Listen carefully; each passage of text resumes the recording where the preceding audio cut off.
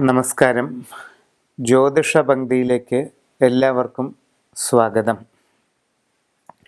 യന്ത്രങ്ങളും രത്നങ്ങളും എന്ന വിഷയത്തെപ്പറ്റിയാണ് ഇന്ന് പ്രതിപാദിക്കുന്നത്. വിവിധ ഉദ്ദേശ്യങ്ങൾക്കായി താന്ത്രികമായ യന്ത്രങ്ങൾ എഴുതി പൂജ ചെയ്ത് ദേഹധാരണം നടത്തുന്നത് പൊതുവെ നൂറ്റാണ്ടുകളായി നമ്മുടെ നാട്ടിൽ നിലനിന്നു വരുന്ന ആചാരമാണ്.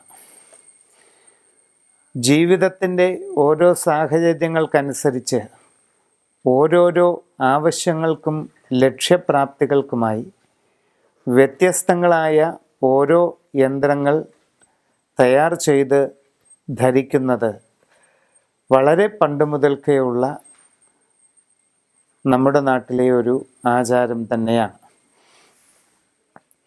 അശ്വതി മുതൽ രേവതി വരെയുള്ള 27 നാളുകാർക്കും അവരവരുടെ ഇപ്പോഴുള്ള ഗ്രഹസ്ഥിതി അനുസരിച്ച് ഉദ്ദേശിക്കുന്ന കാര്യസിദ്ധിക്ക് വേണ്ടിയും തൽക്കാല ക്ലേശ നിവാരണത്തിന് വേണ്ടിയുമൊക്കെ ഏതേത് യന്ത്രങ്ങൾ ധരിക്കാമെന്നും അത് എപ്രകാരം ഉപയോഗിക്കാമെന്നും വ്യക്തമാക്കുകയാണ് ഇന്ന് ചെയ്യുന്നത്. യന്ത്രങ്ങൾ ധരിക്കുന്നതിന് സാധിക്കാത്തവരോ അത്തരം ആചാരാനുഷ്ഠാനങ്ങളിൽ ഉൾപ്പെടാത്തവരോ ആയിട്ടുള്ളവർക്ക് വേണ്ടി ഇപ്പോഴത്തെ അവരവരുടെ നക്ഷത്രത്തിൻ്റെ ഗ്രഹസ്ഥിതി അനുസരിച്ച് ഏറ്റവും ഫലപ്രാപ്തി നൽകുന്ന രത്നക്കല്ല് ഏതാണെന്നും അതിൻ്റെ ഉപയോഗം എപ്രകാരമാണെന്നും കൂടി ഇതോടൊപ്പം വിവരിക്കുകയാണ്.